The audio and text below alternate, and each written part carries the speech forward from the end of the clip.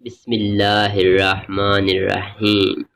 آج کی اس ویڈیو میں ہم بات کرنے جا رہے ہیں عالم اسلام میں ترکی کی کیا حیثیت ہے اور ترکی کس طرح دن رات ترقی کر رہا ہے۔ کیا ترکی 2023 کے بعد دوبارہ اسلامی ریاست قائم کر پائے گا؟ ناظرین، ویڈیو میں آگے بڑھنے سے پہلے ہمارے چینل کو سبسکرائب کر دیں اور بیل آئیکن کو پریس کر دیں۔ ترکی اس وقت دنیا اسلام کا ایک اہم ستارہ ہے جو کہ یورپ اور ایشیا دونوں براعظموں کے لیے اہمیت رکھتا ہے۔ اس کے شمال میں جارجیا اور آرمینیا اور جنوب میں عراق و شام، مشرق ایران اور مغرب میں یونان و بلغاریہ واقع ہیں۔ ترکی کی مادری زبان ترکی جبکہ اس کی کرنسی ترک لیرا کہلاتی ہے۔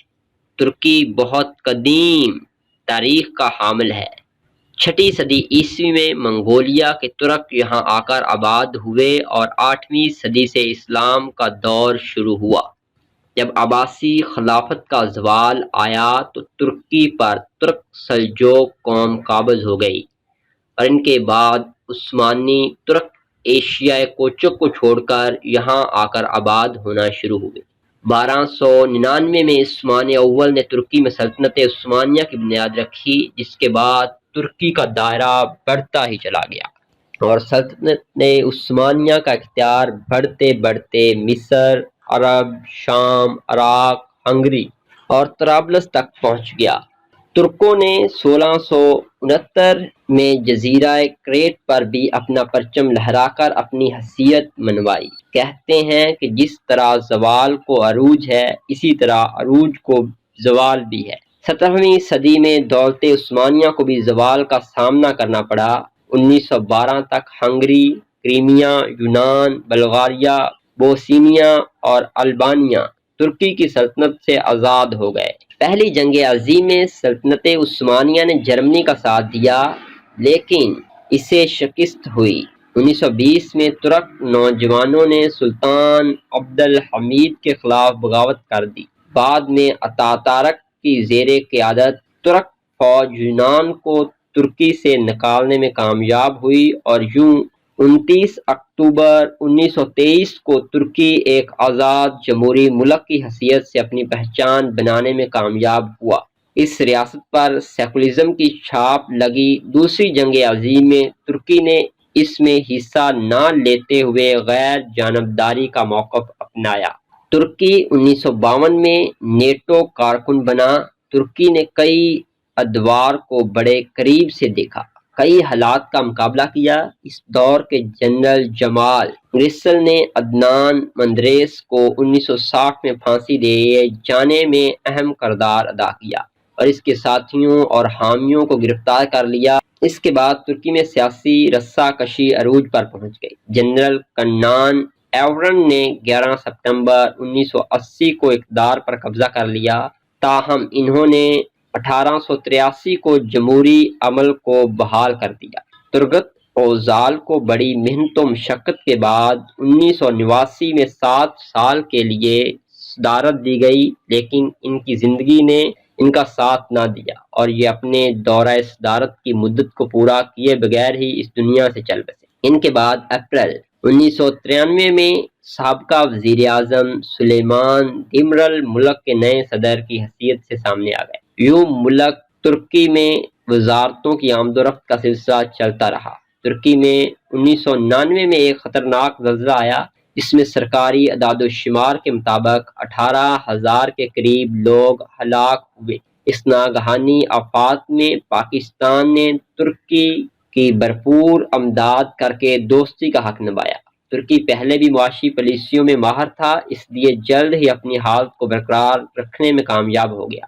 جنوری 1999 میں بلند ایجوت اور پھر طیب اردوغان وزیر اعظم بنے جو تاحال وزیر اعظم ہیں۔ اس وقت ترکی میں پارلیمانی نظام حکومت قائم ہے۔ عبداللہ گل صدر ہیں۔ ترکی کا دارالحکومت انقرہ ہے جبکہ شہروں میں سب سے بڑا شہر استنبول ہے۔ نظامی لحاظ سے ترکی کو 81 صوبوں میں تقسیم کیا گیا ہے۔ ان میں سے 19 صوبوں کی آبادی 1 ملین افراد کی آبادی سے تجاوز کر چکی ہے۔ نسلی لحاظ سے ملک میں ترک اور کرد نسل کے فیصد ہے۔ ملک کا موسم سردیوں میں بہت سرد ہوتا ہے اور بعض علاقوں میں درجہ حرارت -30 سے 40 ڈگری سینٹی گریڈ تک بھی ریکارڈ کیا جاتا ہے، اور مغربی ترکی سردیوں میں اوسط درجہ حرارت 1 ڈگری سینٹی گریڈ تک ہوتا ہے۔ جولائی اگست میں بارشیں نہ ہونے کے برابر ہوتی ہیں اور سال کے یہ 2 مہینے خشک ترین ثابت ہوتے ہیں۔ 90 سال بعد ترکی میں یوم جمہوریت ایک ایسے انداز میں منایا گیا کہ دنیا میں ایک بار پھر عثمانی خلافت اور عالمی تعمیر و ترقی کے چرچے دنیا بھر میں عام ہوئے۔ وزیر اعظم طیب اردوغان نے سمندر کے نیچے ایک ایسی سرنگ کا افتتاح کر دیا جس کا خواب 1860 میں سلطان عبدالحمید نے دیکھا تھا۔ 1891 میں سلطان عبدالحمید ثانی نے ایشیا اور یورپ کو ملانے کے لیے اس منصوبے کو اپنے انجینئرز کے ذریعے آگے بھی بڑھایا۔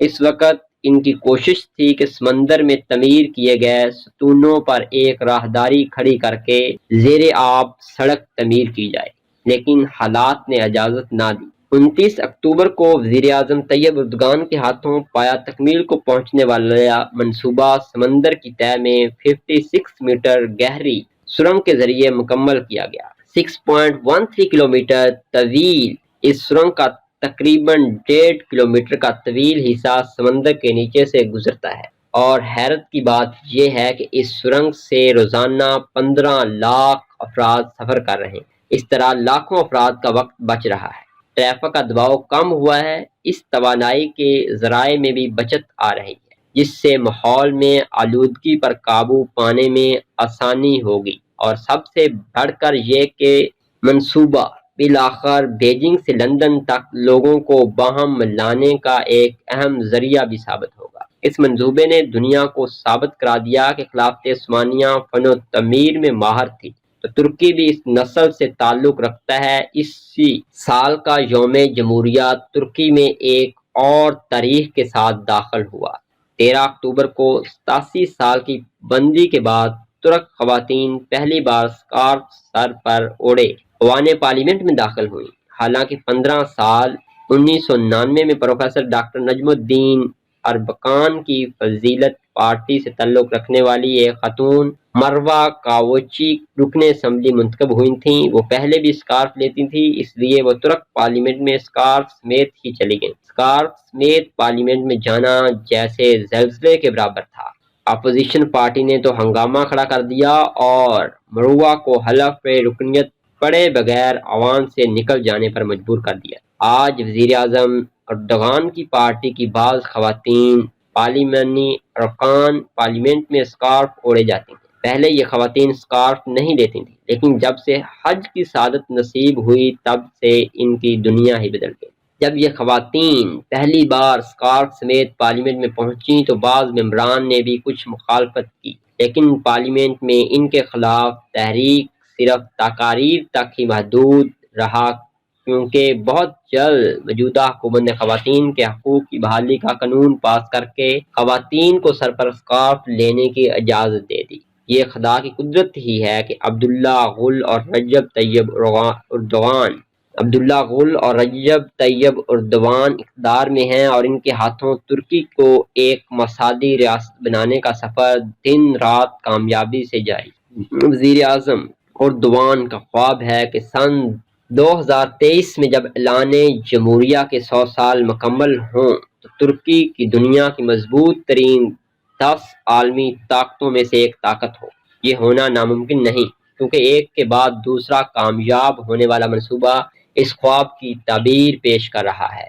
اس لیے اسلامی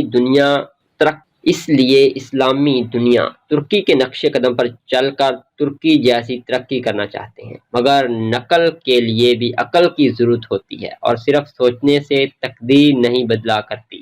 اس کے لیے ہمت، محنت، سوچ، جذبے، جدوجہد اور حب الوطنی کا ہونا ضروری ہے۔